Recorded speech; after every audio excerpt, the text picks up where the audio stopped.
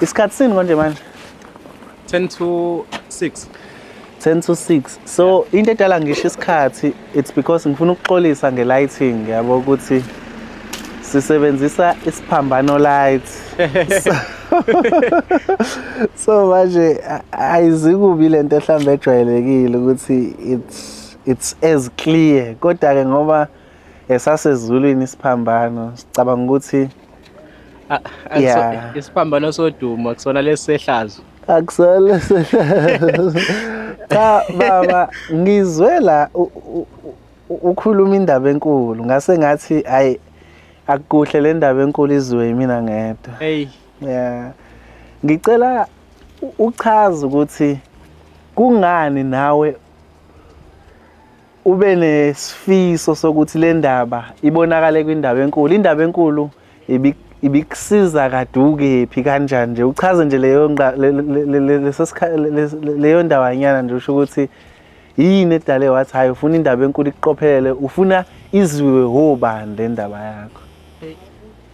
Mhlawumbe umuntu akabingelele kuyindaba enkulu nasemfaneni wendaba enkulu nakumaNazaretha wonke umhlaba wonkana sisesiphambanweni sodumo hayi lesisehlazo. Mfana ke lo wakwaZulu ngisho uSanele waziwa ngoNtibane kwezinye indaba.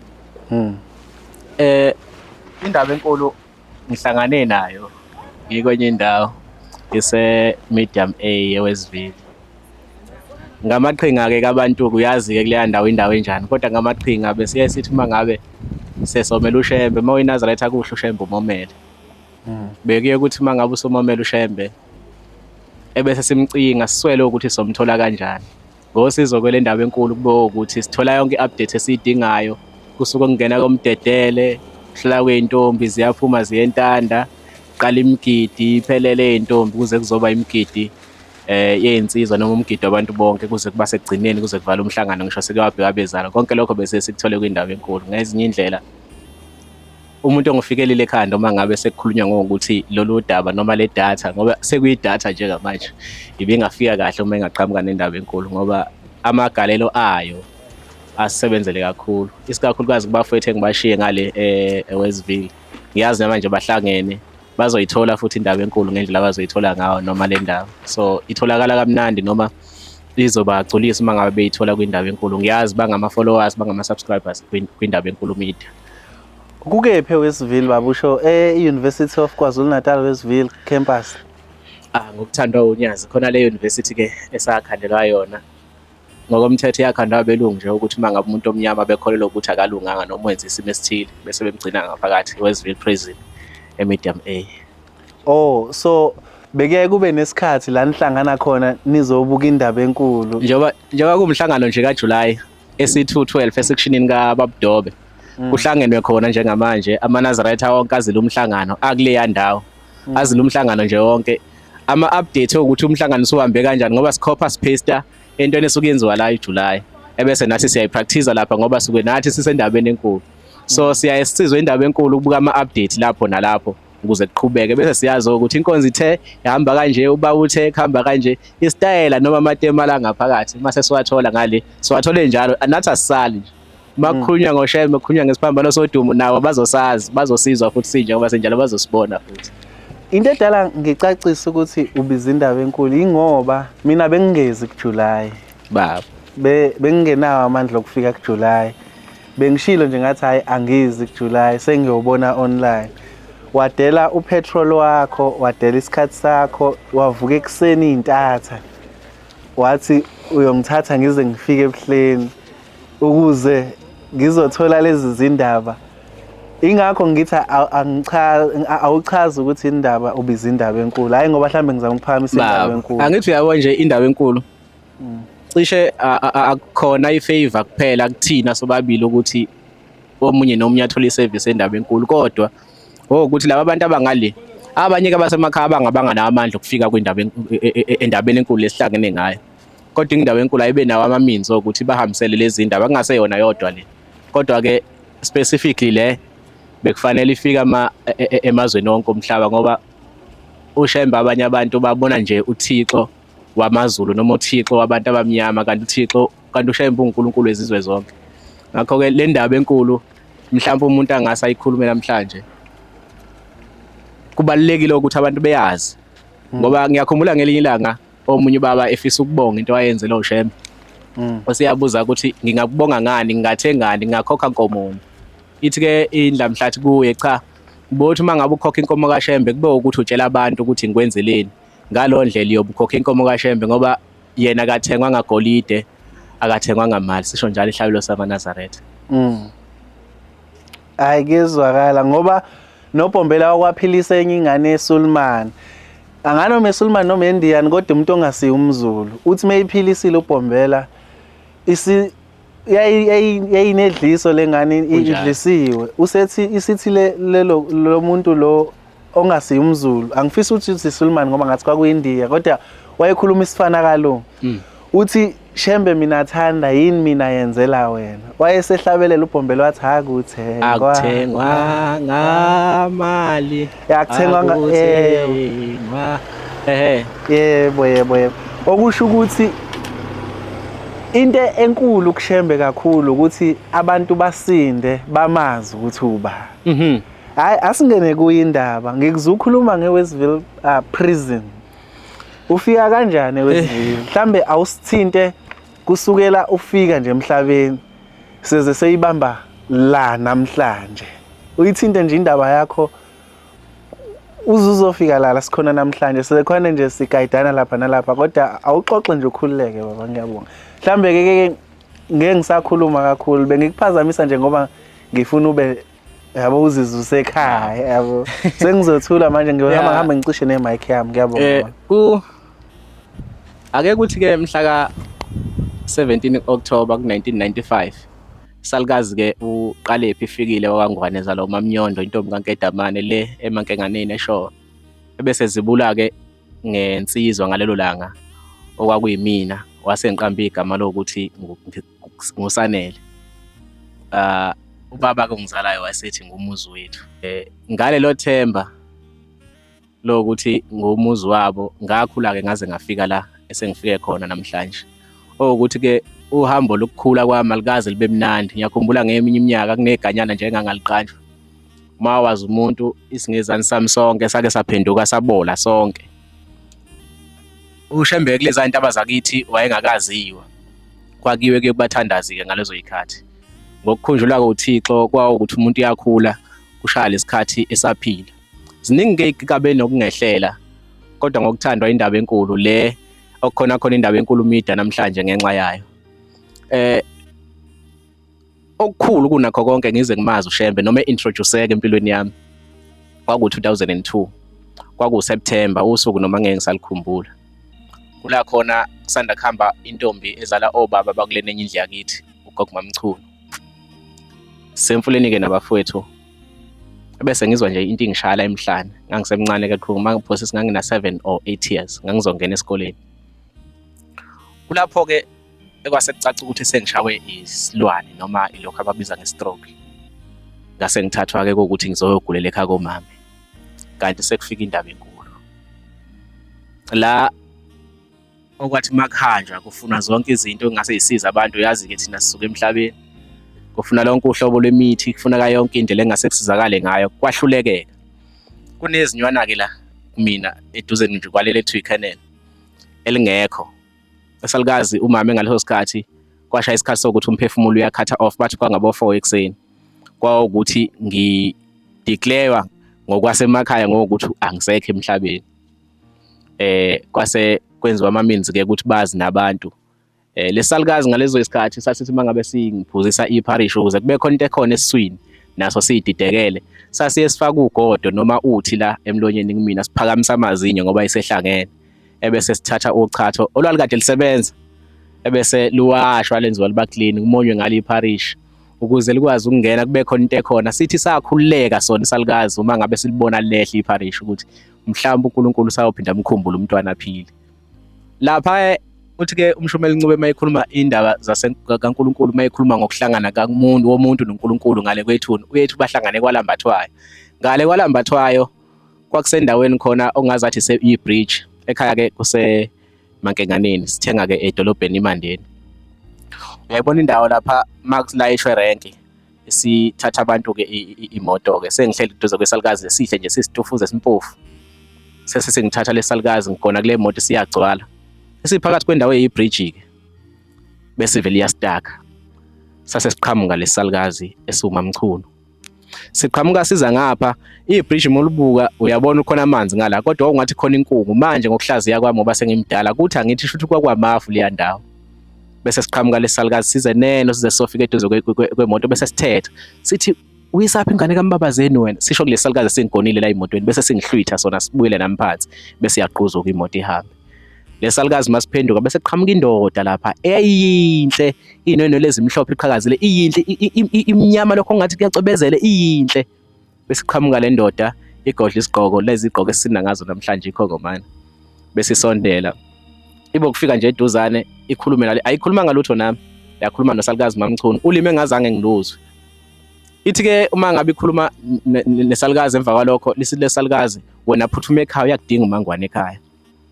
Ngakubona ekhaya kuvela sengazathi mangiphenduka nakhe ekhaya lapho okwakukhona ngangigolela ekhaya komama kwangwane. Ebese ngiphenduka-ke sengihamba ngekhaya kwase kuba blue emehlweni, kwabuhlaza emehlweni kanti umuntu useyaphaphama. Lapho ababe khona endlini. Sithi isalukazi esingizalayo kwasala sona nesalukazi sakwagcwense ekuyintombi elanyoyena umame kanye nesalukazi esizala bona ugogo Mamnyondo ongasekho-ke emhlabeni. Kwakukhunjulwa kaMushembe lokho. Ngingazi ukuthi uShembe ngoba kwathi u-Anti Thulisile ebuye edolobheni ezekhaya uphethe le ncwadi-ke eNazaretha niyaye niyifunde noma niyaye niyisebenzise uma ngabe kushona ilanga. Lala nathi namhlanje na, vuka nathi uma ngabe kuphuma ilanga njalo njalo. Yazi-ke uma usanda ngena esikoleni yayo uphenqa iy'thombe. Uma ngabe ngiphenqa ephejini lesithathu noma lesine sengihlangana naleli khehla umqondo wathi Snap naye leya ndoda engangihlangana nayo kwalambathwayo wasubuya kanjalo umqondo. Ngakho-ke kwawu isikhathi lapho engi-admitha ngaso noma mina engibuyela ngaso ekutheni na thatha isinqumo namhlanje. UShembe akaze-ke uNkulunkulu wabazali bami, waba uNkulunkulu wami kuqala ngaphambi kuba uNkulunkulu wabazali bami. Bazoyikhumbula abaningi insizwa ebishaya isigubhu ngesikhathi sothingo isuka la ebuhleni kuze kuyongenwa entabeni Dlangakazi yayimfishane kwakuthiwa ungangendlela. Ubaba omncane lowo lamana nobaba. Okuwukuthi iyona yayikhona ekhaya lingagcini isabatha kungenziwa lutho nasekhaya ingeningi ngoba lalingagcini isabatha. Kanti-ke uNkulunkulu uzokhumbula mina kwakungena kwesabatha ekhaya noma kwakuqama kwenkolo. Uyazi kuma ngabe wawuba omncane umuzi kusekhaya elikhulu. Kwakugqama kwenkolo ekhaya ngokukhunjulwa kaMushembe kanjalo. Noma meyahlala kulento kuyena. Kwawukuthi kuhambe isikhathi. Kwawukuthi kuhambe isikhathi uyagcina nawe uyaphelela kuleli bandla. Manje-ke sekuyena umuntu onikeza mina ama-guideline njengoba kumdala-ke njalo indlela eziyaphambili siyithola kubantu abadala despite ukuthi indlela iqala wena noma kube kanjani. Okuhambe kwahamba mangaphosisi 2005 or 2006 ikhehla-ke laselikhetha ukuthi lihambise ibizo kumamncane le eMlazi kwa-H umamncane Makhuzwayo. Nokuthi lathi sendleleni laphathwa ukufa ofana ncimishini okwakuphethe mina okuhlukileyo kulona kwawukuthi laliphuma igazi ngamakhala kwakuxakile okwakufa.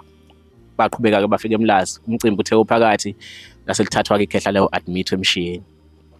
Nokwathi uma ngabe lisemshiyeni kwashaya isikhathi sokuthi release base bebuya beze ekhaya base belithatha ikhehla no-anti. Ngiyakhumbula lalifaka amathishu la emakhaleni lalihamba ngetruck okwakuyidayina kwakuyomsebenzi.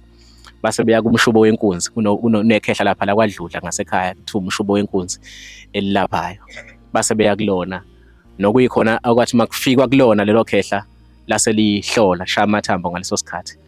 Base lithola ukuthi ithonga lasekhaya kwakuthiwa lithwetshuliwe noma lisebenzi noma lithengiwe. Uyazi into ezayivele-ke mase ekhanjwa abantu esingayasazi noma ezangempela noma sokukanjani. Bathi-ke babona ubaba ophethe ofaka umqhele oyengwe ofake nembatha lengwe nejazi elikhulu elinesiphiko elibuka njengalabafundisi. Lalikhona-ke ifoto owayeliphethe u-anti noma elalikade ligqokisa ubaba. Kwakuyinkosi uThingo le kunefoto la lenkosi uThingo la elakha khona umkhanya ngesandla eligqoke kanjalo. Lase lisihlanganisa-ke ikhaya ikhehla emva kwasikhashana nje noma emva kuba selilulamile. okuyimina nabafowethu abadala, ngoba ngokugcina ebafaneni basekhaya. Bakhona bonke abafana bakhona ekhaya abadala kunami. Ngiyakhumbula sisendlini okuwukuthi sasisendlini yangenhla. Ngiyakhumbula amazwi lalidleleke ikhehla ukuthi lathi linikela ngathi sonke esontweni ngoba lona asemancane amathuba ukuthi selingaphinde likwazi ukuyoguqa kushembe. Ngiyalifisela kodwa ukuthi uNkulunkulu lalikhona lingaphinde likwazi ukuthi liguqe kuye noma selingale kwethuna, for the fact ukuthi thina sizukulwane salo noma amathambo alo siyakwazi ukuguqa onyazini. Akugcinanga-ke lapho ukukhunjulwa, mhlampe njengoba ububuzo ukuthi Westville bekwenzakalani, mhlampe umuntu engakangene kuleyo ndaba njengamanje, mhlampe umuntu bengakakhuluma indaba yokuthi eWestville bekwenzakalani, kufikeke kanjani khona. Ma kufika kulelo thuba mfethu ukuthi umuntu engakhuluma lonto phambi kwamaNazaretha nangaphambi kwendaba enkulu, nangaphambi komfana-ke wendaba enkulu, kufika kumina into ethi mhlawumbe engakhumbula umuntu isihlabelelo wasihlabelela mhla ka-27 August last year 2025, umuntu ephuma kuyona leya ndawo ngisetekisini esuka eWestville, esuka eBridge City sengigoduka ngiye edolobheni, ngizosuka edolobheni bese ngiye ekhaya. Okokuqala emva kweminyaka ewu-4 kusukela ngo-2022 mhla ka-1 February ngahlabehlabele sithi uJehova ukuzwile ukukhala kwesona, akusikho kwami umkhululi wami imcibisholo yezitha zami. Kufika ukuthi-ke ngikhumbule leso sihlabelelo. Uma uJehova ekwazi ukukhumbula umuntu ongelutho kangaka emhlabeni oyimina, ukuthi awu, phekwenzizi zonke ey'khona ekhaya, kanti uNkulunkulu uyakurecognize ukuthi khona umuntu onjengami ophilayo emhlabeni. Kwakumhla ka-24 kuJanuwari, kuwumsombuluko. Ngangisestonebridge Clinic ngiyofuna nje i-medication ngoba ngumuntu owayehlaselwa kakhulu ukugula kulezi iy'nsuku. Bese ngifonelwa elinye lama-regular client ami, ngizothanda ukuligcina igama lalo, ukuthi ngilithathe ngilise eNtuzuma ngoba bengiyigxile kakhulu ku-Uber ngalesa sikhathi. Bese ngilithatha i-regular client lami, siyaphi njengamanje siye eNtuzuma. Bekuwukuthi uma ngilithatha sizodlula phinde sithathe futhi abanye ahamba nabo bese kuqhubeka kuhambo. Sahamba-ke sayofika eNtuzuma, ngifike ngilidrop eNtuzuma, bese lithi hayi lizophinde lingithinte futhi ngoba sisazosebenzisana nalo. Kungijabulise-ke lokho, kuyazi ukuthi kunemali phakathi. Kanti sekufika indaba enkulu bafethu. Uqhubekeni kosuku bese ngithinta angibathathe beyokhipha imali somewhere, bese ngibathatha unknowing ukuthi abafethu kunemisebenzi yabo abayenzayo thina kuleli bandla, noma umuntu osefana nathi noma esefana namaNazaretha noma ubani oseyibuka le ndaba kuyaye kube ukuthi leyo iregardwa as umsebenzi wobumnyama. So ikhona-ke into efana naleyo ababenza abafethu lapho, ngaphandle kokuthi ngize ngazi okuthi ngathi uma sebeqeda ukukhipha imali sebedlule egaraji, kwawukuthi abanayo imali yokuthi bengikhokhele cash, imali abanayo isekhadini, bafisa ukungitransferela. Ngathi ngeke ngikwazi ukungitransferela abafethu, ngine-debit order ezoyibamba imali, ngcono sifake no-petrol. Base bengifakele u-petrol ka-734 rand 74 cents, ngikhumbula ngisho inani layo, Manmoria garage. Ngangisizwa intombazane yakwa Kumede uSinenhlanhla, Sinethemba noma uSinenhlanhla. Kanti-ke sekuqala inkinga, lelo khadi lisuke esigamekweni esikhulu bafethu, la khona okubanjwe khona inkunzi iphoyisa, okusolakala ukuthi amaphoyisa noma umthetho ukholelwa ukuthi iphoyisa elithinteka lawo lapho kwathengwa igebengu obanjwa lelo phoyisa inkunzi laliphunyelwe izimali laseNtuzuma. Ngizocithanda ukuthi amagama abo angaveli lapho. Okuthe uma ngabe icala liqhubeka ngiboshwa, umuntu wenkantolo wathenjiswa o-life sentence abathathu kulelo cala mangaphosisi. Kwakuwo-life sentence abathathu ukuthi ngangingakholwa ukuthi ngelinye ilanga ngiyoke ngiphinde ngime phakathi komuzi wasebuhleni ngiphila. Ukuthi-ke umuntu ngangingakholwa ukuthi ngisayophinde ngime phambi kwalo muzi noma phakathi kwalo muzi ngisaphila inyama ihlangene nomphefumulo ngaphambi kwesigwebo esingaka umuntu wayethenjiswe sona. Ngangitshela ukuthi uma ngingenile ngiyongena mhlampe sengihamba nemindeni yakithi iyongithethela amacala athile kuJehova. Ngangayitshela ukuthi mhlawumbe ngiyophinda ngelinye ilanga ngibone ukukhanya okuhle kangaka kulo muzi. ngisaphila. Ngangitshela ukuthi uma ngabe uNkulunkulu engikhumbulile ngiyongena kulo muzi sengihlangana nawo ngale kwethuna.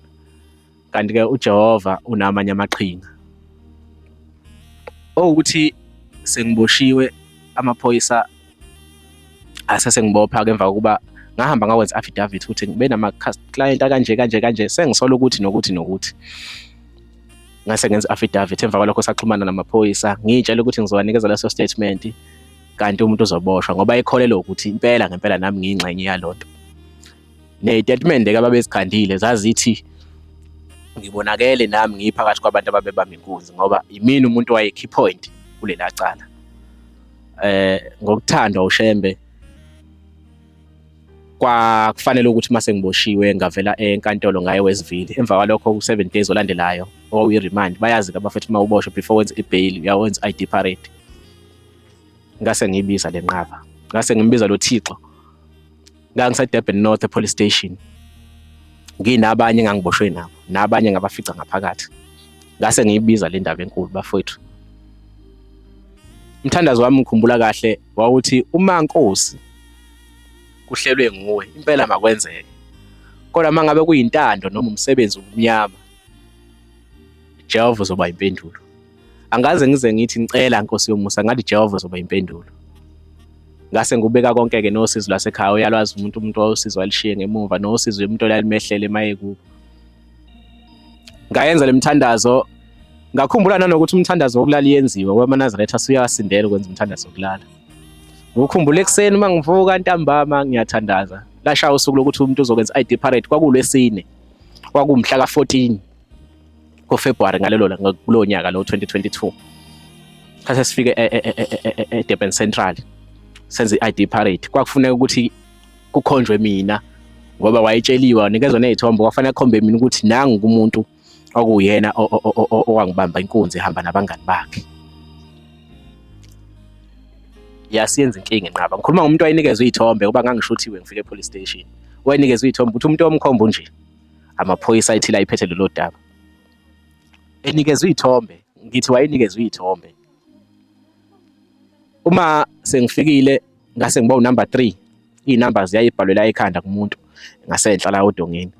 Number 1 kwakumlungu omhlophe egunda imbungculo. Number 2 kuwumuntu omnyama oyi-height yami ofanayo futhi nami kodwa-ke abafowethu abahlala emgaqweni.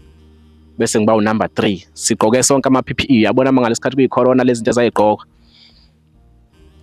Wahlala mhlambe 45 minutes lo muntu ehlile ukukhomba kwi-ID parade. Uthe suka wathi ya sengiyambona ngathi Nkosi yamakhosi useyangibona sebemnikezile shuthi isithombe ngoba usuke ngale kwesibuko awumboni wena ngathi sebemnikezile isithombe ukuthi akhombe mina. Ngokwazi kumthetho ngeke ngathi ukufunda umthetho ngiyazi ukuthi i-ID parade iyona evidence efika ikhonkwe straight with lokho defense case ifika iqede nge-defense case. Wasesilula isandla wakhomba wathi sengiyambona nangi yawu number 1 wakhomba umlungu omhlophe kwi-ID parade. Wasondeza umlungu phambili washutha angaze ngakholwa ukuthi Nkosi yamakhosi usewuqalileke. Kwafika nje mina uthi awu Jehova usewuqalileke imisebenzi yakho. Laqhubeka ke icala umuntu wenza ibail, sayenza ibail u3 months wonke. Saphuma isinqumo kuJune. Isinqumo sebail saphuma kuJune. Okuwukuthi sathi asinikezwe ibail kwathiwa icala linzima kakhulu. Isigwebo salo sinzima kakhulu uma ngase siphumele ngaphandle solibalekela icala kwathiwa mina ngizoba ingozi ko complainant. Ukuthi sukela lapho ayikho ke into abangayizamanga abazali imindeni nezihlobo ukuthi umuntu aphume kulesa simo. Uyazi uma ngabe ususenkingeni ake ngilivume nje isono. Uma ususenkingeni uShembe uyayibe last option kumuntu. Iyadabukisa ukuthi lonto iyenzeka nakumaNazaretha. uShembe uyayibe last option kumuntu osuke sesenkingeni. Kusukela ke ngo2022 waba ilast option uShembe kumina. Noma sengibonile ukuthi useshintshe ngabukeka njengomlungu phambi ko-complainant. Kodwa waba ilast option uShembe kusuka lapho kuze kwaba u2025. sinama-Nazaretha ngale siyasonta, bafike bangicela abafowethu ukuthi ngilide ama-Nazaretha, ngangilekelana noSiboniso Gcwensa, uphumile naye uJesu, ubizwa ngoJesu, ngilekelana noMnyando Vuyo Impandla, uphumile naye ukhona ngaphandle, uPhisho Shembe, yena ubuyele kabili-ke ejele, waphuma wangebuye wangeza kwindlondlo ukuzobonga, yambuyisela ngaphakathi ngokukhulu ukushesha eselimele. Waphinde wazehlisa futhi yaphinde yamkhumbula futhi waphuma, kade sinesongeni sumdedela kwawumgabadeli naye futhi wayekade ephumile wangaya kuShembe ukuzobonga, wabuyela ngaphakathi, uhlale 4 years naye uphumile futhi umsebenzi leyo kaShembe. Okuwukuthi laseliqalwa-ke inkulu icala, baphuma abanye o-accuse abavumayo ukuthi bona bayakwazi lokho, kwasala thina-ke no-accuse wami ngizocela ukungamushi kodwa wakamkhize Shoko. Esaphika ukuthi asikwazi ngempela lokho esisola ngakho, sase sisala. Kuhambe isikhathi ngase ngikhumbula ukuthi hayi madoda, konje mina ngiyiNazaretha, uma ngabe sekuhluleke konke sekufuneka umuntu akhumbule ukuthi ungubani uvelaphi. Ngase ngisondelana kunale channel yendaba enkulu, onke ama-updates ngiwathola ngathi no, ake ngizame indlela yokuthola abagcotshwa bami esontweni, ngithole nabantu abangakwazi ukusondela kuJehova beyobika udaba lwami. Ngakhumbula ukuthi khona umshumayeli uNzuza ohamba nobaba, ngakhumbula ukuthi khona umshumayeli uNcube waseNqabeni, umshumayeli uGama Lenkosi. Ngiyaxolisa mshumayeli ukubiza ngegama. Ngase ngikhumbula ukuthi kunalabo bantu, ngafuna-ke indlela zokuthi ngixhumane nabo. Kunodadewethu ohamba nobaba uGcibo, umntakamame ozalwa umamncane uNgubo. Ngase ngikhumbula ukuthi eyi, naba abantu abangakwazi ukulungisa udaba lwami. Ngafona ngayithola indaba inombolo kaSisi uGcibo, ngayithola nekamshumayeli uNcube. Ngase ngibathinta labo bantu bonke kanye kanye. Wathi uGcibo, eyi, njengoba kusenje bhuti kuzoba inkinga, sizobika njengamanje kodwa ubaba uyaphuma uye eSwatini, sophinde ngibike futhi uma ngabe sekwanongoma. Ngakhuluma nomshumayeli uNcube naye wacela imithandazo, wabika nako-23, wabika nakuJehova uqobo lwakhe. Kodwa nayo indaba la yaqala khona, la ngifuna ukuya khona. Udadewethu uma ngabe ehamba nomshumayeli uNzuza beyobika kubaba, Nkosi yamakhosi, ubhuti igama lakhe uSanele wakwaZulu wasebenzisa isibongo sakwaNgwane, akasebenzisanga sakithi, angazi kwaqondana kanjani njengoba ubona ngifake iy'phala. Kwaba nje i-coincident, uJehova wahlala olimini lwakhe, wasebenzisa isibongo sokuthi ngiwakwaNgwane, kanti ekuzalekeni kwethu kwaba necala ubaba alijombayo elisenza ukuthi thina sonke sizukulwane sikamama sibize kwaNgwane, njengoba kade ngiphumile nje sithethe lelo cala. Kodwa ngalesikhathi kubizwa yena uGcibo wasebenzisa isibongo sakwaNgwane, kwaba i-coincident ebangalisayo, lwaselibika udaba. Ithi-ke indlondlo yomusa, ngoba lo mfana wayesebonile ukuthi labantu ahamba nabo bayizigebengu, waqhubekelana babemthembisene, akatshelwanga muntu. Nami lonto ukuthi ngase ngisolile ukuthi izigebengu lezi angaze ngitshele omunye umuntu. Wathi njengoba wayesebonile ukuthi labantu ahamba nabo bayizigebengu, waqhubekelana babemthembisene. Wafona back udadewethu efona ngisejele. Bhuti uthi angibuza ubaba ukuthi njengoba usubonile labantu ahamba nabo bayizigebengu waqhubekelana babekuthembisene, ngajuluka ngishobhozo. Awu Jehova, uwazi uJehova ukuhlola inhliziyo yomuntu osejele Westville Prison eMedium A, ngangihlala ngasikhathi eG7. Ngathi buyela kubaba ufike umtshele ukuthi babe ngithembisa imali, njengoba nje usuku usebenza utransport umuntu sangithenjiswa imali, futhi ngangazi-ke ukuthi lento yabo abayihambayo ngiyazi bazonginikeza futhi imali. Oyedwa engangimazi okuyi-regular client yami, naye engingamazi ukuthi washonaphi. Ayi, wabuyela usisi kubaba, wathi ubaba kulungile ngizobe nginayo enkantolo mhla ka-9. Washo usuku engangizoya ngale nkantolo ngoJulayi mhla ka-9 ngisuke Westville. Uma ngifike Westville kunommeli, nansi enye indaba engiyishiyayo, ngicela nje ukuqala phansi noma ngicela ukuyibuyekeza.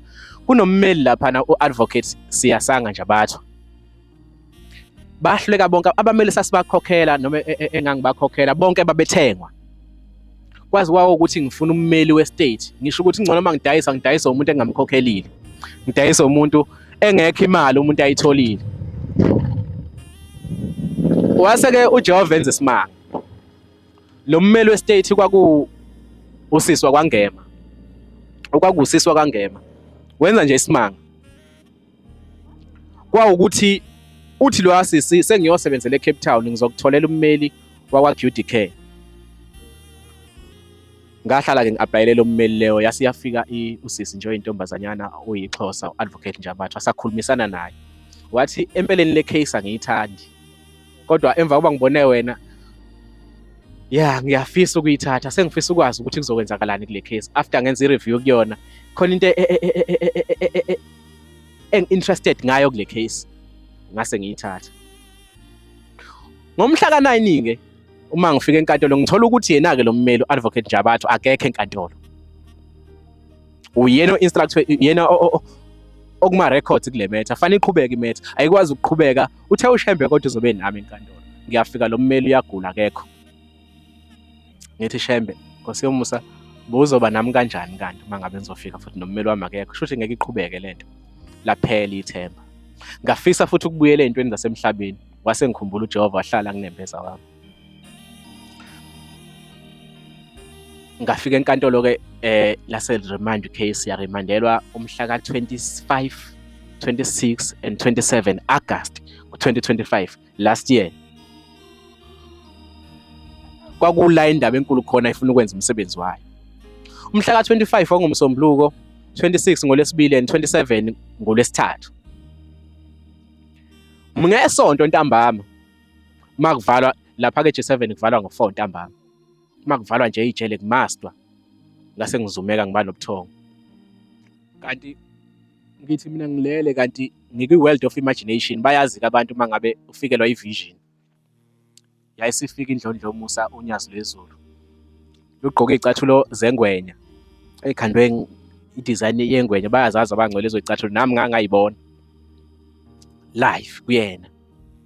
Nebhluke lezi nestisha esiqamile engathi lezi izintuthwane ngapha eceleni, egqoke necoat engathi i-brownish, egqoke lesigqoko sodumo. Ayasazi amaNazaretha, ephethe i-umbrella leyona lo yodumo futhi.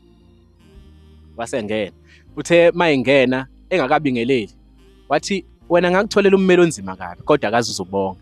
Ngithe ngisathi ngisafuna ukuthi inkosi yamakhosi, wathi usuzobonga futhi maduzane nje. Wasesimala warawunda la endlini engihlala khona, ngihlala ngedwa ke lapha e-G7 kwi-isolation ngoba babengirigada as a high profile. Emva kuba ngangikade ngihlala e-C2 namaNazaretha, base bengithatha ngiyohlala phezulu-ke ngenxa yecala engalenzayo. Ngahluntshulwa nje omunye umfowethu esinaye ngaphakathi, ngagcina ngimbeka isandla. So mase ngihleli phezulu bangijikela bathi sengiyi-high profile, angisakwazi mina ukuthi ngihlaye nabantu ezansi nabanye abantu. Ngayohlala phezulu-ke sebebuke neprofile yecala. Wase kube sengathi uyarawunda le ndlini, kwakhona ngathi khona into ayi-observayo. Mayesuka lapha aphuma ahambe futhi angavalelisi. Nesikhulu ismile. Ngivuka ngitshela insizwe enginazo ukuthi bafowethu isifikile indlondlo Musa kumina. Uma ngihambanga kusasa ngizohamba ngoLwesibili. Uma ngabanga ngoLwesibili, ngoLwesithathu ngiyahamba. Zonke lezi zinsuku ngiye enkantolo ngazo. Ngafika enkantolo ngomsombuluko. Ngifika ngomsombuluko ngihamba no-accuse. Baphelela abameli yonke into ready, kuyaqhutsheka kuyaqulwa. Ungene ufakazi owakuzoba iphoyisa, warrant officer nene laseNtuzuma elazochaza ngokuboshwa kwami. Liphume lona wayezofakaza against mina, okusho ukuthi waye i-state witness elidwa ngiyamkhohlwa lo dadewethu waseMelmoth, wayelidwa uyena ngelokhuza ngemibuzo. Uma ngabe iqhubeka indaba, udadewethu lo wayemlida ngemibuzo, kufika la khona esethi ake ngingene manje iphoyisa lathatha istatement sami emva kuba ngishawe kakhulu amaphoyisa aseNtuzuma. Mayithatha istatement kamaphoyisa ase wakwaGumede lwababa. No, wakwaNgcobo ngiyakhumbula kwaku-captain okwi-cluster nje babetaskiwe, i-task team yase-KZN eyayiholwa uBaba Mabanga. Yeah, yayiholwa uBaba Mabanga. Ngicabanga ukuthi kwaku-captain kuleya lokhuza kuleya team. Uyena wayihola yona leya team, task team yase-KZN, provincial task team. Wayeseke esengibhalisa statement luckily ngendaba enkulu. Wabhala ngezansi ukuthi ngisithathe le statement esevele seshayiwe. Yaqala lapho ke indaba kaShembe ukusebenza. Leso statement wathi mangabe qamba sikhulunywe enkantolo off record sesizongena enkantolo lokufakazwe ngaso. Uthi ummeli wami ngizosebenzisa lesi statement. Le statement nje sase si rejectiwe ngoba kuyavela ukuthi wayeseshaya u-accuse. Ukuthi umshushisi uyabona ukuthi no, siyi-challenge i-statement kuyena angeke aze asebenzise, obvious dispute. Sangasebenza-ke. Kwase kusala intombazana nasegaraji. Ngiyayibongela leya ngane, ngiyayicelela uJehova ukuthi ayikhumbule ngelinye ilanga. Kwenzeka isimanga. Phambi kwayo ngavele ngashintsha. Ngayinto naye engayazi. Le ntombazane kade ngihlala khona eMoriya ko-23. Ngidlula kuyona njalo egaraji ngithela upetrol kuyona. Noma inini ngithela upetrol. Nangaleyo langa ngakhetha ukuyothela upetrol kuyona ngoba ngiyayazi. Ngathi mangithela nje upetrol kuyona yasingilekelela. Okuwukuthi uma ifika enkantolo ithi yona iyamazi umuntu owayeshayela leya moto. Futhi njengoba wayeshayela leya moto iyamazi, wayeqomene noma wayethandana no-colleague wakhe. So umuntu ongazi ngalo ndlela noma umuntu okholelwa ukuthi uyangazi ngalo ndlela noma ama-events okungazi akhe ewaphambanisile, kwakufanele lo muntu lo wakwazi ukusho straight ukuthi nangu lo muntu. Kodwa uma ifika enkantolo into afika yenzayo uthi lo muntu wayemncane ngomzimba enesihluthu. Wase imhlula i-description yami njengoba ngibona ngingaka nje. Awukwazi ukuthi ngimncane ngomzimba provided ukuthi isihluthu sikhona, kodwa awukwazi ukuthi ngimncane ngomzimba. Wasebuzwa-ke inkantolo sifuna i-clarity. Ukhona lo muntu enkantolo? Wayesithi cha, akekho kubona. Kwase kuba ukuthi i-state siyasibhitha nge-evidence. I-defense oku-advocate Njabathwa lead i-state almost ngo-95%. Sase sibonisana no-advocate. Wase advocate ubona ukuthi senze u174 section 174. Section 174 isigaba somthetho esithi njengoba icala noma njengoba ubufakazi osethuliwe phambi kwenkantolo bungenelisi, okusho ukuthi icala lichithwe, lowo boshiwe atholakala engenacala. Sase siyiqala-ke leyo process ngolwesibili okwakumhla ka-26. U-accuse wami enganginaye uthi naye uzowenza section 174. Uthi ummeli wakhe uSabela, umlungisi uSabela, uthi uzowenza kanjani ngoba i-evidence eningi bakhulumile ngawo, even though ingekho direct but bakhulumile ngawo. Uzowenza kanjani section 174? Uthi-ke kumina mase sikhuluma uthi ekhaya noma wathi singamapostoli noma wathi singamasheshe, wathi uShembe ngizombona kuwe mnganami uma kunga-approve lo section 174 wami, ngoba wakho ngiyabona uzo-approve. Yathi uma ngase u-approve nje lo wakho, uShembe impela yobe uNkulunkulu. Ngiyamazi yebo uyabasiza abantu, kodwa ngimbona njengomprofeti nje noma njengomfundisi. Kodwa uma ngase ku-approve lento, impela uzobe uNkulunkulu. Lwasa ngakusasa wahamba umuntu waye enkantolo. Thina-ke sasithi masiye enkantolo ukuthi ngempela simonithwa ngendlela eyisimanga, ngendlela icala elalilona lali-political influence ngendlela eyisimanga. Kwakukhona nequmame ey'thile emaphoyiseni noma kwi-department ezazilibhekile lolu daba, ezayifika ngisho enkantolo uma ngabe sihleli. Kwaba ukuthi Jehova ingcwele, ngiyabonga nyazi lwezulu ukuthi usabakhumbula Jehova ingcwele abantu. Akuvamile ukuthi uNkulunkulu, thina owethu uNkulunkulu esinaye la ebuhleni njengamanje, akasheshi ukuzwa bese ephuza ukuphendula. The moment ezwa uyaphendula, inkinga izoqala kuwena ukuthi ukulungele ukureceive impendulo. In terms of iy'nkinga ozalele phezu kwazo namacala obaba mkhulu bakho, mhlawumbe ney'nkinga wena osuzenzile noma mhlawumbe ukulungeleni wena qobo lwakho ukureceive impendulo eqhamuka kuNkulunkulu. Kanti uNkulunkulu uzongithanda mina noma nginjeya noma ngakulungela ukureceive impendulo zakhe. Wanede wangizwa waphendula same time. Yahlala ku-174 ngomhla ka-27 mhla ka-26. Uthi u-advocate uthi uMantshi ngiyamkhohlwa, wayibuka njengo-Mr Bean nje ibhuni eselithe ukukhula. Uthi-ke wena accused number 2, I'm not giving you assurance, but accused number 1 okwakho kuwes, but I will sleep on it. Asho nje kanje. Base ngifike lokuthemba okukhulu emva kokuba sekufika uJehova kumina. ngavuka ngakusasa sabuya sezenkantolo ngaphisana ngazo zonke izinto enganginazo ezazine-value ngaphakathi. Ngaphisana nazo zonke izinto enganginazo. Ngathi ngiyahamba, ngasho nje kubafowethu ngathi ngiyahamba. Ngangabatshela izinto eziningi. Bayazazi-ke abafowethu izinto ezine-value ngaphakathi kusuke kukhulunywa ngani. Zase yisala ngaphakathi lezo zinto lezo. Ngaphisana ngazo ngelikhulu ithemba lokuthi vele ngizonqoba. Ngoba sekufika uJehova.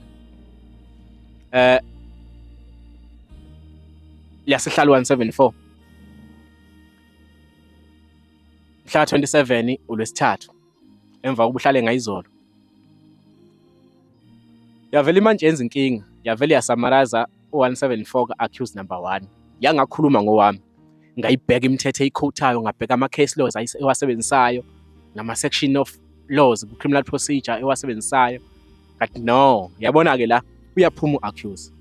Uma kuphuma u-accuse, obvious nami ngaphuma, ngaba neside smile. Kanti ngiyabuka wonke umuntu ongaphakathi enkantolo uyasmile. Yayisinkantolo ikhipha i-verdict yayo ukuthi sobabili sitholakala singenacala, amacala esibhekene nawo sobabili ayaqedwa, not ukuthi ahoxiswe. Kwawukuthi umuntu uyiwina kanjalo kwi-case. Sayinqoba-ke leyo case saphumela ngaphandle. Kune-video nje ngicabanga ukuthi abangcwele bayayibona ngelinye ilanga. Ngangisetekisini ngigqoke iskipho esithanda ukuba es-orange umbala mangaphusisi. Ngihlabe sithi uJehova ukuzwile ukukhala kwesona kusikho kwami imkhululi wami, imicibisholo yezitha zami. Ngangisendleleni ngaleso sikhathi ebheke edolobheni.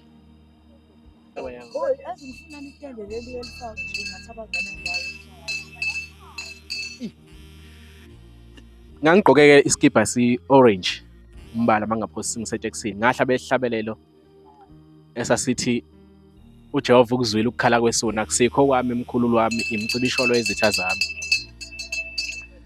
uNkulunkulu ngaleso sikhathi mangikhuluma ngihlabela leso hlabelo ngangizibuza ukuthi ngikufanele kangakanani mina, yini especial ngami uJehova la izwe kangaka. Abanye abantu belahlwa amacala bengawenzanga, begwetshwa 25 years no life sentences.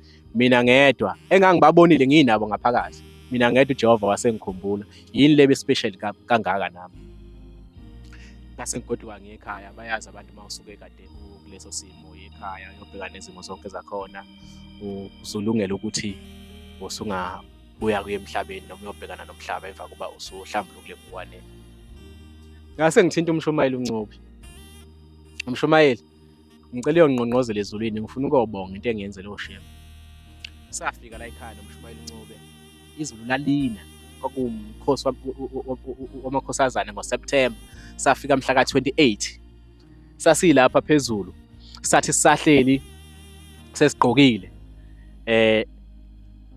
Sase kuphuma itende leli elibhalwe imbala la kwaPende lalizohlala indlondlo yomusa, lase limeduze kwegate. Kwaphuma amashesha ngena aclean la kuzoma khona ubaba. Kwaclean amashesha ngena, ngangicala ukubona lokho akwenzeka. Kwaclean amashesha ngena, emva lokho kwadlala ukhaphethi phansi. Thesamile kunjalo yasiqhamuka indlondlo yomusa, yalunguza ngesigqoko yasibuyela ngaphakathi. Uyayibona le coincidence amashesha kungena? Ngiyathuka ngaleso sikhathi. Manje sikhuluma indaba amashesha ngena manje la emva kwami kade kuvela amashesha ngena eshaya insimbi. I-coincident. Futhi angibona ukuthi angikholelwa entweni ye-coincident. Ngicabanga ukuthi umlando uyayiphinda. Lalela-ke into ezokutshela yona. Ukuyiphinda komlando akukazi uba yi-coincident. Into kaShemba ayibi yi-coincident. Into asuke ihlelile yena. Njengoba kanjena uhlelile, njengoba ubuthi nje bungakuhlelile ukuthi ube semhlanganweni. Uyena obekuhlelile ukuthi sizoba, angithi mangingaphosisi bengithena sizosuka ngo-2 eThekwini ekuseni. Sifike la. Ukube asifikelwanga ukwenqena. Asifikelanga ukwenqena size sisuke late eThekwini sesizofika la.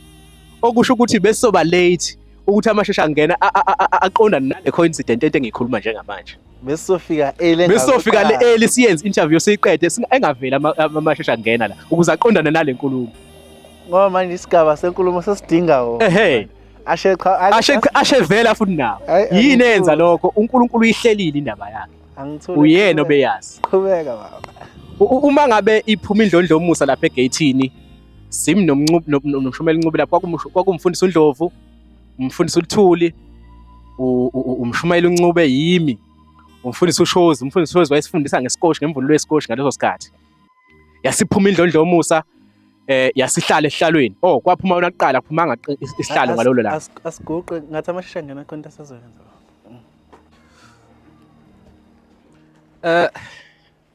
Bengisakhuluma indaba yokuphuma kwesihlalo sasezulwini. Kwaphuma ubaba sasesilandela isihlalo. Wami eside isikhathi wasehlala phansi. Ayasina amakhosazane ngaleso sikhathi. Zawushaya.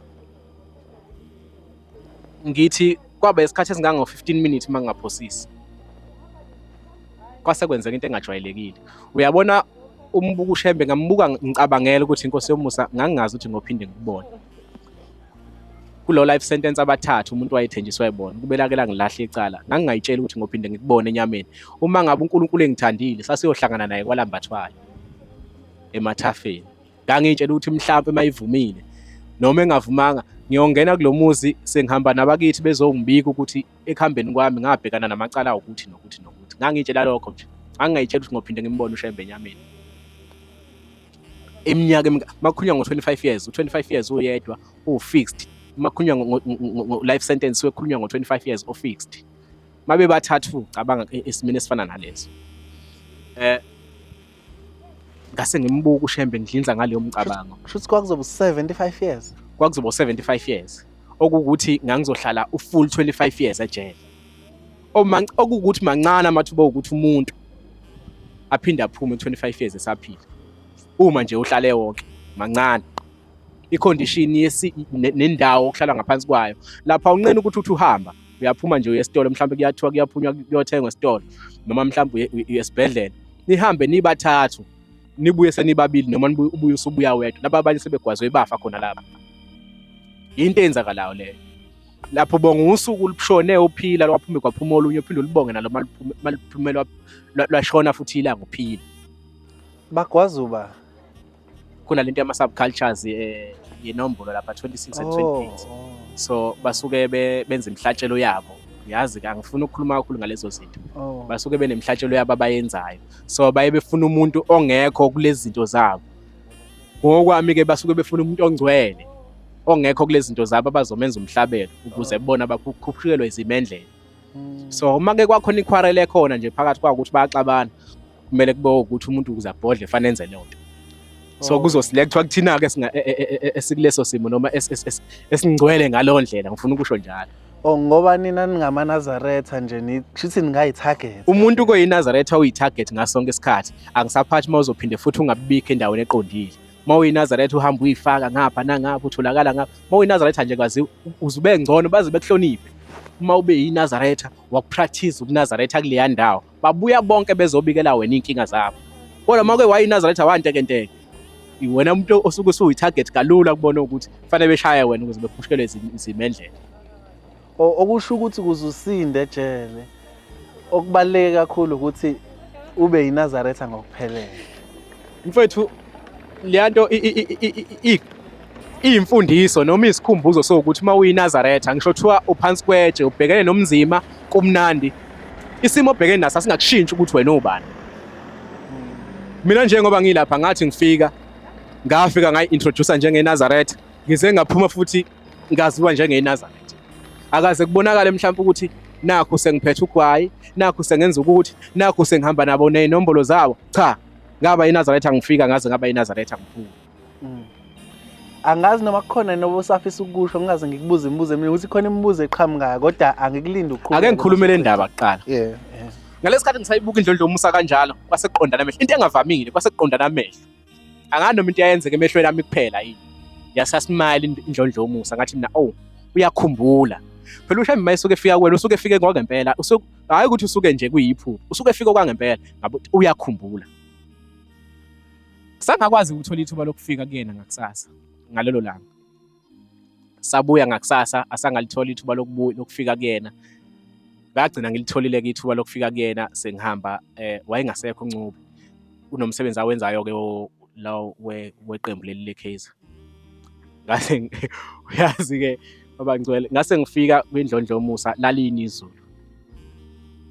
Ngase ngiguqa yama Baba, umshumela oncube uqale ngicathi kulo nyaka neKaizer noma kulo nyaka odlule Ngonyaka odlule mangingaphosisi. kodwa nje usanda ukuqala kusho le ndaba ayindala le ndaba. Into njengoba le video ebengikhuluma ngayo ngithi ngangihlabele esihlabe sithi Jehova ukuzwela ukukhala kwesona kwakumhla ka-27 August 2025 usuke ngiphume ngalo lolo. Njoba kumhla ka 4 namhlanje mhla ka 4 ngoba intombi bezisebenzisa akaphela unyaka uzophela unyaka ngenyanga ezayo mhla ka-27 August. Sisele nezinsuku eziwu-28 ukuze kuphela unyaka. Hey uhlakaniphile ke. Imethi yamayivu qhubeka baba. Uthi ke mayeqambe vula umlomo. Uthi wena ngakutholela ummeli onzima kabi. Ila uzobonga kodwa namhlanje. Asikho isidingo sokuthi angikhumbuze leyo nto leyo. Ufuna ukungikhumbuza ukuthi wayekhona uyayazi eyayenzeka lapho. Ufuna ungikhumbuza ukuthi njengoba ngangifike lapho kwangesona isibonakaliso wayifikile. Ingakho ke namanje ngima ngithi usheme uNkulunkulu akuyena umprofeti. Akekho umprofeti ofika kwena ngesibonakaliso. Noma mina uma ngeke ngaphupha nanga umfana wendaba enkulu ngina ephusheni ebusuku. Umfana wendaba enkulu usuke ngazi ukuthi ubone mina ephusheni sakhuluma ngani. Noma umprofeti momphupho ungamphupha kuleso situation kuleso simo kodwa uNkulunkulu ushembe unyazi lwezulu. Uma ngabe yena umbonile ephupheni usuke ezokwazi ukuthi wena ubani nihlangane kanjani nakhuluma navumelana ngani. Ngithe ngisathi wathi usuzobonga kodwa manje waseSmile. Ngase ngibeka phansi umnikelo ngabonga. Wasekhipha iluleko. Ezinye zazo wayikhiphayo ngifisa ukusho lokhu. Ukuthi nina niyenisuke wathi niyenisuke niyochitha imali le kude niyeke ukuza la ngesihlanu. Waphinde into engangayizwe isho kwivideo. Ngayisola kwase kufika inyembezi kakhulu kumina. Ngayibamba ukuthi ngiphambi kwezulu manje sokwesikhathi sokujabula isikhathi senyembezi sesedlule. Ngayibamba inyembezi. Ngase ngibonga yangipha isibusiso inkosi yomusa yazi yasho kathathu yaphenduka ithengisha isiphendukile isithi isihamba yaphenduka yangibuka yathi inkosi kubusise yaze ngiqekusa ikhanda avuma ngekhanda. Ngalo ndlela kwase kungishaya ukuthi bayoyazi kanjani abantu le ndaba. Ngiyombonga ngani ngoba kuthe ngafisa ukuthi ngiyothenga imbuzi enhle, ngothenga inkomo enhle, ngokwenza into ethile enhle. Kwase kubuya lento ukuthi akuthengwa ngamali, akuthengwa ngagolide. Lokho kuyobe kukuhle kuye mhlambe nasey'dalweni zami. Bayoyazi ngani abantu indaba engaka. Le omunye umuntu mhlambe ongathi maye kuyo akakhohlwe phela imithi, akakhumbule ukuthi unoshembe uNkulunkulu opheleleyo. Nabafowethu engibashile njengoba sike sakhuluma indaba yabo njengoba belapha. Le ndaba mayifika kubona abazi ukuthi izinto abayisebenzisayo nabayibilisayo emabhomini nakuphi abayeke zona manje sekwesikhathi sokuthi bebheke kushembe. Uma ke babheka yena yedwa bebuze kimi. Bebuze Kudladla owasesenayo isithu, bebuze kuMnyandu uVuyo mfoka Mabhaxa, bebuze kuMnqondo. Uma ke wabheka kuyena yedwa mfowethu whether they like it or not usukuzophunyuka kuleyo situation osukubhekene nayo. Bebuze kimi namhlanje ngigoqe ebuhleni ngangayitshela ukuthi umuntu othenjiswe all life sentence abathathu engaphinda ame phambi kwale ndawo engaphinda abone lesiphambano sodumo. Akusona ke sehlazo lese seyodumo. Ngithuswa noma ngijabuliswa abafowethu ukubona umuntu wakithi ezoyinikela njengoba amaNazaretha namanje sangena ezoyinikela kuleya ndawo. Mina ngibona kungenele, ngibona sengazathi asemancane amaNazaretha akhona. Ngibona sengazathi bekufanele umhlaba wonke ushiye yonke into eyenzayo kukhulunywa ukuthi kuvaliwe ngisho amamoli bonke abantu bala ngoba akekho omunye ofika ophinda afike bafethu uThixo ngaphandle konyazi lwezulu, ngaphandle kaShembe kuphela. Akekho umuntu okhona. Mangabe ufuna ukuzwana nami mina yithi mawufika nami kumina ngithi mase ngixoxa ngithi uShembe uNkulunkulu bese uvumela phezulu. Uma ke wakhona ukukhononda nakho soke lawo langa ayikho friendship engophinde ngiyikhande nawe. Yebo si right siphila sixoxa nayo yonke into kodwa uma unoNkulunkulu ohlukile unalo uNkulunkulu engikholwa kuyena ayikho into esingayihlanganisa mina nawe more especially kwezenkolo ngoba akekho omunye uNkulunkulu engimaziyo. Banenhlahla abanye abantu uNkulunkulu introduce abazali babo kubo bekhule beamaNazaretha. Mina uNkulunkulu kimi uzi-introduce yena hayi kamnandi. Kuthe noma izinto ake ngikhulume le ndaba ngeke ngasebenza eMsinga. Ngisebenza noMapholoba iRoof yaseMsinga kunendawo ethi iseKhenani eMsinga, umuzi womuntu othi iseKhenani wakwaMahlasi. Sasenza iRoof khona noMapholoba. Thema senza leya roof eMsinga. ngase ngidla ukudla okwakuphekwe ngesabatha sedlula isabatha umuntu akanakudla la akakaholi sixakekile lokho okuwesi amandla ayadingeka fanele kukhuphula amaplango ngase ngenza isono inkosi la ngethiwa yake yakhuluma ngaso yathi asinantethelelo umuntu osedumazisa isabatha akabulawa ngase ngenza leso sono ukudla kade kuphekwe sekungenisa abatha ngase ngidla lokho kudla ngabo 4 ekseni yasifika indlondlo yomusa indla mhlathe igqoke nje exactly ngendlela eyayikade ifike ngayo sibonana nayo sikwalathi mbathwayo ngalesikhathi ngisinde kuguleni yathi ya bafethu ushembe uThixo ngempela yathi ya ithetha ngabo 4 ekseni yathi wena uzwa usuwenzeke manje okukhulu kunakho konke usuphulisa abatha yathi into engizoyenza iyodwa ngizohamba ngiyokuceba kumkhulu wakho umdoni washo nje kanjalo ngavuka ngathatha ifoni ngayincengela ngafonela uma ngambikela ukuthi yazi umuntu akanakudla sengize ngaphulisa abatha ngisaba ukuthi kuthwena ngizocetshwa kumkhulu noma ngagcina ngicetshiwe ezulwini noma kwenzakalani kodwa ngokuthandwa engikubonayo ngibona sengathi uNkulunkulu engathi akangiceba ngoba ukuba kwangiceba kuleya ndoda ngazi izinto ezikhulunywa ngayo mhlawumbe ngaba kusekho emhlabeni kodwa ngibona ukuthi uNkulunkulu wabuye kwavuma kuyena akaze angiceba mhlawumbe ngoba sekufike la mhlawumbe sengalithola lelo thuba laleyo mbuzo ngicela ukubuza ukuthi umkhulu wakho usaphila yini lo uthi ushembe uzokubika kuyena uzokuceba kuyena wayesaphila ngalesi angaze ngize ngimbone okusho ukuthi nje wahamba endulo kodwa amagalelo akhe niyaxoxa nje ngamndeni uthi lo mkhulu nje masibe sikhuluma nje kunobaba esingapheli i-communication yami inhle kakhulu nayo baba uSithembiso baba kaMzo sikhuluma naye kakhulu isikhathi esiningi usuke ezosho ukuthi kwakuyikhehle kanje naye uthola kumakhehla phambili kwakuyikhehle kanje siyazi ngisho imisebenzi yalo siyathola kwakuyikhehla linolaka lalingazwani nento esuke ibed so mangizocetshwa kulona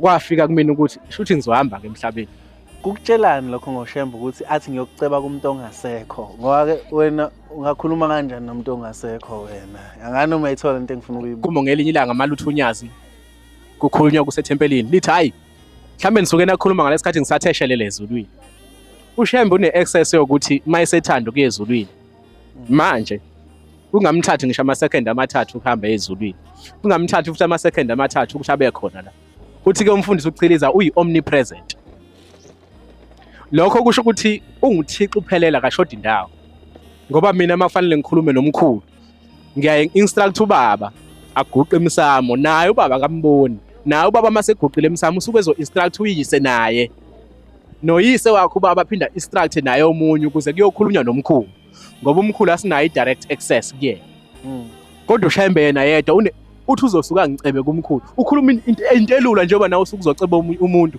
ukuthi ungasuka manje uyongena kulondla umcebo ushembe une-direct access yabantu bakithi abangasekho emhlabeni kodwa futhi wabe sekhumbula wabengabe sakuceba yena ngikholwa ukuthi akangicebanga ngoba ukuba wangiceba kulakhehla ngazi amagalelo nezinto zalo nolaka alibatshaza kulo ngaba ngisekho emhlabeni yena wabuye wakhumbula ngoba ushembe umusa wakhe hlezi phakathi ngoba mhlawumbe kuba wangiceba wabuye kwafika kuyena ukuthi lo mfana masethiwa ngiyamceba kulela khehla lakhe uzohamba emhlabeni mhlawumbe isekhona into uNkulunkulu ayaziyo ngami ukuthi ungibekele yona mhlawumbe ngiyoyenza mhlawumbe encane nje ngokuthi mase ngidlule kuyona bese ngihamba emhlabeni okusho ukuthi ushembe unamandla ngaphezulu kwakho konke ngoba methi ngizokuceba kumkhulu wakho ongasekho umdoni kodwa abuye ethi futhi hayi angingamcebi ngoba mina shembe ngisamdinga lo mntwana okusho ukuthi kwamanga ukuthi kuthiwe abantu abangasekho ibona abatshela ushembe ukuthi enzeni ushembe kwazi ukubatshela hayi mina bafethu uma ngabe ukuthi abantu abangasekho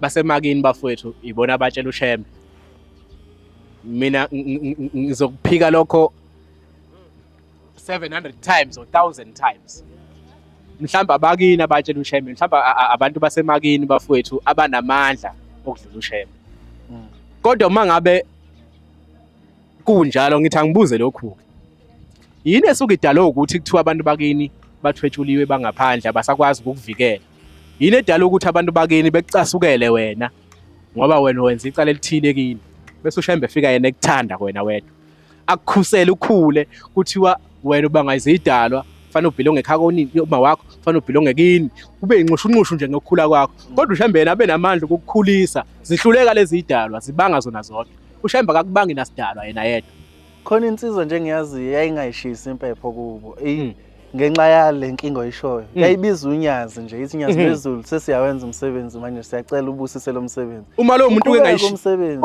uma lo muntu angayishisa impepho esaba ukuthi laba bantu kunenkinga abazo-introduce kuye kodwa bese bikela uShembe bese izinto ziyaqhubeka ufuna ukuthi ubanike onamandla phakathi kwabantu abangasekho noShembe mina nje abakithi bafowethu uma benamandla yini abasuke besithuma kuyona njengoba bebesithumile nje ekhala emphefumulo ukuthi siyobacelela intethelelo besithuma la ekhaya ebuhleni ukuthi siyobacelela intethelelo lapha nalapha kuvuka amakhehla nazalayo avuka akhulume nathi athi asenze ukuthi nokuthi sizokwenza kuShembe yini uma ngabe benamandla indaba bengayigezi ngoba kunemfula emikhulu ngakithi abayaziyo abakhule bebhukuda kuyo kunamadamu nezibe ezinkulu yini bengayikuyigeza bona bebenamandla kuShembe nami yazi kuthe kuzongena umdedele mhlambe kusele insukwana nje ngabona umama ongizalayo udlulile emhlabeni nje eminyakeni edlule Nxese mnewethu ngimbona lo Nxese wazwela kuyazwela mfana kithi ayikho into ebhlungu njengokukhanjela umzali emhlabeni mina kuyathusa kumina ngoba ngisenesikweletu le ntombi engizalayo yakwaNgwane ezala intombi kaNkedamani isaphila isedokodweni lapha phezulu ayezungibona ngoba ngibuyele emsebenzini njengamanje isiyozwa nje mayisibona kwindaba enkulu ayezukungibona nginovalo mfethu ngoba kwahamba ubaba kuqala uqhubekile umuzi wakithi ngiqhubekile ngakhula ngilo muntu onguyena namhlanje ingenxa ukuthi kwahamba ubaba kuqala kuhambanga uma kuqala so ngibuka wena ukuthi ukhulile namhlanje noma ngingaphambili kwakho ngeminyaka kodwa ngibuka wena izingo sofike kulona namhlanje lempilo kodwa kwahamba uma kuqala bese kuyathusa lokuthi kwi-risk ukhanjela umzali kodwa ke wena ube nenhlahla mfethu wathi mayihamba uma kwasho ukuthi wena unomama ongononda bonke abantu abangaka abanceliswa nguye akekho ubaba emhlabeni onjengaye akekho ubaba okhona njengaye akekho nomawo njengaye nangomunye futhi uma eqhamuka yabo nangu uma wabo eqhamuka le ndaba engikhulumayo nje uyazi ukusuka nokuhlala angithi bengaqamba amanga malo uthi ubuye ejele lo bengaqamba amanga usondela umfakazi yabo nje esinye sesalukazi singizalayo lezi ubuye kuliphi ijele ngibona ukuthi bengaqamba amanga eWestville eWestville usazivela ngathi uthebeke egoli nje lo muntu ngiyadlala ngempela hawu icala lakhe kwakuthiwa wenzeni okade kuthiwa yena babade behamba ngemoto le kade driver Uber yes kwase wangena nje ecaleni lothi bethu ukudrive Uber yes drive imoto like Uber so ukudrive nje sungangena ecaleni ngokudrive no wasikhathi abantu abarong abarong kanjani ababekade behlele ukubamba abanye abantu kwase kwathi uyena ke udriver olegebengu hayi dlula ma ngisikubona nje dlula indaba ixoxa ngofakazi uyayibuka ngithi yayibona nawe le nto ukuthi akukazi kuba i-coincident angithi uqhamuka lapha sikhuluma ngoma nangiqhamuka naye futhi cha baba sesiyanga semaphetheleni ngithema ngibona uma begqoke nje umNazaretha yabo hlatshelela kuthiwa deda singene simkhonza uJehova yabo uyangena umdedele kodwa bebesuka ekhaya ezale ebuhleni yayibona into engisho okusho ukuthi kumina kuvuke kwathi shuthi kuyomela ngiqale ekhaya mangizoze ebuhleni yabo leyo umcabango nje le ukuthi kushuthi akumele ngivele ngisukele emafletini ngize ebuhleni manje ngiqale ekhaya awukabi lo mcabango kodwa ngase ngathi hayi ngisayingane hayi uyabona kule position engikuyona kuyangisindwe ukuthi ngingakhuluma lonto ngoba bakhona obaba abayikhulumayo mawumfana noma uyinsizwa yaleli bandla ufuna ukukhula kahle kunezinto ongafanele uyikhulume noma ngisho ukuthi unikezwe inkonzo ngisho kuthiwa ukhuluma kuphi ongafanele ukhulume ngazo zaziwa abantu ngoba uzokhuluma ngazo kanti uzokhuluma ngazo kuyiversion wrong ukunabantu abathile abazazi ngaphezulu kwakho so ngabe ngiyakhuluma ngalento eyakuyakhulunywa ubaba ngelinye ilanga ngizwa ngamadlela mawuzoso kuzongenisa umdedele right ke uyasebenza kodwa lenze ithuba ongcono einsukwini ezithile uhambe ekhaya yokubika ngisho ungaka mne wethu ungangami kubikiwe ekhaya kwaqedwa nami ngase ngingena ekuthenini sekubika mina ukuthi ngiyeza ngize lokhuzeni ngizongenisa umdedele kusimpuli ke wena ka ngithi sekubiwe ekhaya ungidlala isicephu sakho, ugqoka umNazaretha, sekuyisikhathi sokuthandaza ntambama usuyabika-ke. Ekuseni uma ngivuka, ngiyavuka-ke sengiliba ngiseThekwini. Sekuyothi uma sisuka eThekwini sesiyongenisa umdedele. Ngicela ukuthi nibe ney'ngilosi zaleli khaya kuyizona ezingempethe, sengiyahamba ngibuhleli. Angiqondile ukukhuluma ngalo nto leyo, ngiyikhuluma ngoba mina ngiyenzile. Ingakho kuleli bandla uma ufuna ukukhuluma into, khuluma into osudlulile kuyona. Angikwazi ukuthi ngiyingaka bese ngibonakala sengi-advise abantu ngokugana njengoba mina ngingakagani nje. Hhayi kezwakala. Cha sesiyangasemaphetheni, malume, sesiyangasemaphetheleni angempela-ke manje. Akethi fike bekhona lokugcina bese bakhona ukugcina ngci. Uthi kuyenzeka idlozi lithwetshule kodwa uShembe abe isihlangu. Ake ngixoxe le ndaba. Ngeke ngixoxe le ndaba. Usubstantiate lokho manje kuzodideka. Ekhaya enye into eyenza ukuthi kugcinwe isabatha. Into nje enkulu okuyiyona eyenza ukuthi kugcinwe isabatha lapha ekhaya. Kwagula ubaba. Wayekade ehambisa amasaka, abanye bathi ibizo noma umkhehlo, abanye kubizwa ngendlela ezihlukene noma mhlambe kunengcukacha ezihlukene ezilidela kokunye. Kwamashu emlazi kwa H. Kwakhuzwayo kwamamncane ekhweni lakhe kubaba. Ebese shawa istroke ubaba esendleleni noma eshawa isilwane ephuma igazi ngamakhala. Kwakuthi u-admit emshiyeni. Uma ngabe sekubuywa sekuthathwa induku kuyobheka. Lithi ikhehla lakwaDludla umkhulu umshubo. Uthi ubona ukuthi izalukazi namakhehla lapha ekhaya onke ngaphandle athwetshuliwe, amanye aphumile egcekeni awekho ngaphandle. Kodwa ubona indoda egqoke ijazi elinesiphiko esikhulu. Uthi ijazi ke yena akazi ukuthi umjifa, akayazi indaba enkulu. Uthi ke ubona indoda egqoke ijazi elinesiphiko esikhulu elimhlophe, imbatha lengwe nomqhele wengwe. U-Anti uMakholo wayesaphila ngaleso sikhathi. Uyena wayenefoto lalikade ligqokisa ubaba. Uyalibona ifoto lenkosi uThingo lapha elakhe khona umkhanya kanje. Egqoke khona imbatha lengwe, wakhe nje umkhanya kanje. Kwakukhona lelo foto lelo. Wasekuconfirm umkhulu uDludlu ukuthi nayi le ndoda esindise lensizwa le esho ubaba. Ngakho kubaba emva kwalokho wak-admit ukuthi ekhaya agcina isabatha. Nanso ke la ngifuna ukuya khona. Liyathwetshula ithonga egcekeni. Mina ngikusho ngoba ekhaya kithi sekuke kwenzeka. Niphile ngomusa nje kaShembe. Angikwazi ukukhuluma ngalezo zinto ngoba zindalo kunami, kodwa kulokhu specifically ngikhuluma ngakho ngoba lapha ekhaya kuke kwenzeka. Niphile ngomusa kaShembe. Uyabona kwenzele nje enye into. Ubaba kade engaveli emaphusheni. Ngikhuluma ngobaba owasina noMa esigcawini. Ozale thina. Kade engaveli ngisho emaphusheni for 35 years. Uqala ukuvela emaphusheni ngoba nakho sekukhona sengiboshwe mina sengingaphakathi. Esehambe wayonikelelwa kwayena. Wavela egqoka umNazaretha. Uma ngabe kufunwa kuthiwa wathathwa wayothwetshula wasebenzela abantu abathile. Kodwa saphila sakhula sibangaka namhlanje ngomusa nje kaShembe.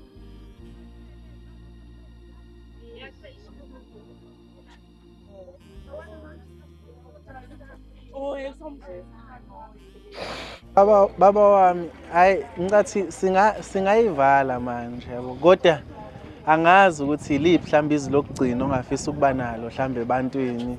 Nje izofisa ukubashiyana labantu. Bengathi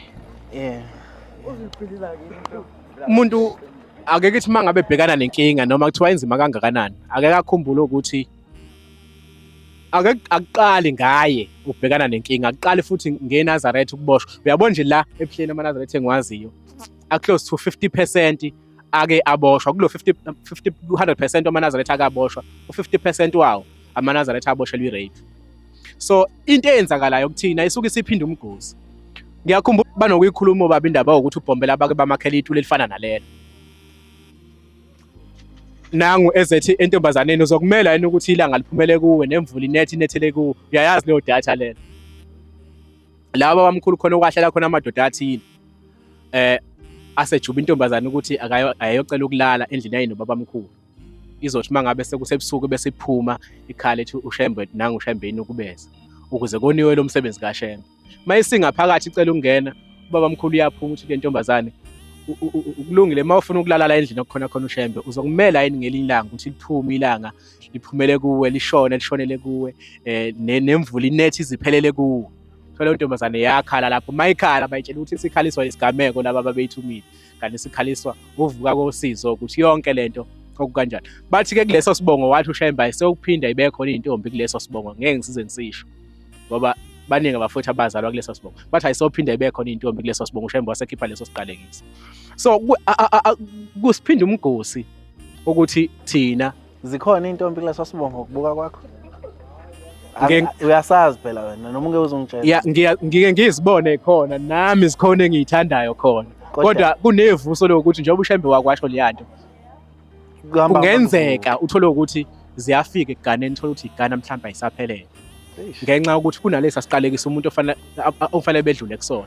So ngithi-ke umuntu oyinazaretha akakhumbule loo nto bese khumbula nehlaba esithi inhlangano yobubi angizange ngiyimeme ngithe uma ngibona ngase ngiyiphakathi kwayo. Umuntu engakakhumbule loo nto ngoba it's a sad fact ukuthi mfethu asikwazi ukuboshwa uqala ngathi usuke kuboshwa abantu abangale. Okokugcina usuboshiwe-ke wakukhumbula uShembe yiba phela umuntu ongena uyena ejele uphinde uphume uyena. Uthi uma usuphumile ungayiyekeleli impilo. Mina ngiphumile ngokuthanda uShembe akubona amandla ami ngiphumile. Ngaya ekhaya ngabuya ngazoyiqala impilo ngaqhubeka. Ngisalala ngidlile umntwana uNkulunkulu angipha yona yena umkabayi usaya esikoleni usalala edlile. Ngisakwazi ukuhamba ngiye ekhaya ngisakwazi futhi ukuthi mangabe kufanele kube khona indlela engiyithathayo ngiphinde ngihambe kulo ndlela engiyithatha ngisakwazi ukuthi ngiyibone lo income engiyenzayo ngemsebenzi uNkulunkulu angiphe yona izandla zami engavumanga ukuyiyeka ngenxa yokuthi sengingali yabo. Mhlambe ke ngoba uthi ubuya ngale ngeke ngize kuthiwa umuntu one criminal record nani ngeke benzima uthi yawo impilo iqhubeke kalula. Hayi uthi ngiyakujaja kodwa yini mhlambe oyenzayo ongathanda ukuthi abantu bakulekelele kuyona ukuze impilo iqhubeke iye phambili yini iphilisa ngayo ngoba Yeah. abantu bayamthanda umuntu ongayiyekeleli. So yini ke mhlambe ongafisa abantu bakusupporte kuyona ke nje ukuze uqhubeke nempilo yakho ithuthuke kakhulu. eSouth Africa u-criminal procedure ne-constitution ithi umuntu oselahlwe icala ungakapheli u-10 years ama-fingerprints akhe ne-criminal record up until enze i-fingerprint expungement ethatha 10 years after isigwebo noma after release yakhe. Luckily mina uNkulunkulu ngikhumbule engakafiki leso simo iy'thupha zami ziclean zingcwele zimhlophe. Kodwa ke akungenzi ngibe nomehluko nangu futhi omunye uma hayi baningi Shembe nangu ngoba salukazi mana nase esinye isalukazi hayi ngeke ngathi baningi kakhulu ma simana ke impela salukazi Ma uthi lo ubuye ejele Ubuya khona. hayibo wayeboshwe kephi nendawo eGoli noma eCape Town noma eWestville. wayeboshelweni muthi uyazi Wayehlelwa inkinga nje. hayi phela ziningi inkinga wabulala Cha kazange azabulala. wenzani mhlawumbe uyikhwe phezulu kancane nje bese ichazile ngifuna ukubona ukuthi besiqambela Cha amanga kazange azabulala. wenzani Wayesebenza ngo-Uber. Wathathwa abantu bamqasha kanti bayokwenza ubugebengu. hayi qhubeka hayi hamba ma uqedile Phela salukazi. okay hayi ngifuna ukuthi ke mina akungenzi ngibe nomehluko phakathi kwalabo bantu osengcolelwe izithupha nongangcolelwanga izithupha. Mawuphuma khumbula ukuthi ubani wenze konke okusemandleni. Uthi uShembe ufisa sibe ngosomabhizinisi. So nami ngithe ngiphuma ngakhumbula ukuthi une-platform engaziyo ukuthi ingangisebenzela nangomuntu okhonza ukuqoqa ulwazi njengoba ngumuntu okhonza ukuqoqa ulwazi ingangisebenzela ngakwazi futhi ukuthi ngisize abanye abantu ngibe futhi ngizenzele. Ngase ngikhumbula ukuthi no angenza angibe i-consultant ngiregister abantu amakhampani ngenza amakhampani profiling i-company detailing lezo zinto ezifana nalezo sengiqalileke njengamanje ngenza ilokhuza i-tender feeding okuwukuthi ngilekelela abantu kumaphepha amathenda. So into leyo njengamanje esengithe ukuthi hayi angigxile kuzona lezo zinto ngisebenze ngazo ngoba ngiyazazi previously ngeke ngasebenza ngazo noma ngangisebenza nabantu engangibambisene nabo before ngeke ngikwazi ukuze ngibasho njengamanje. okay kushuthi nathi masifuna igig nje kamasipala songasisiza nje manje Impela uma nje ngempela sefuna kuhlalwe phansi kwenziwe lo paperwork hayi ngiyakugaranta ukuthi noyobe ibuku uyobona ukuthi hayi cha iyenziwe impela kuyoba sengazathi isuke eCape Town engabe kuphi noma isuka phesheya yazi azofika la. Ngase ngenza kune company nyana ke encane futhi ekhona noma mhlawumbe ake ngithi i-department noma i-field yalokhuza ingena ngaphansi ka-art ke sihlela ama-event nje amancane njengama-picnic, sidila nje kakhulu ngama-picnic. Ikhampani yethu ke yami ke ithina Melon. Ngaqanjwa izingane zesikole zangibiza ngoCoco Melon. So kwawukuthi upartner wami igama lakhe uThina. So sasesigama selibiza ngoThina Melon. So lokho zama-events as in mawufuna ukuba i-picnic from as i-picnic yabantu ababili, yabathathu, i-group, yamakhaphuli, njalo njalo.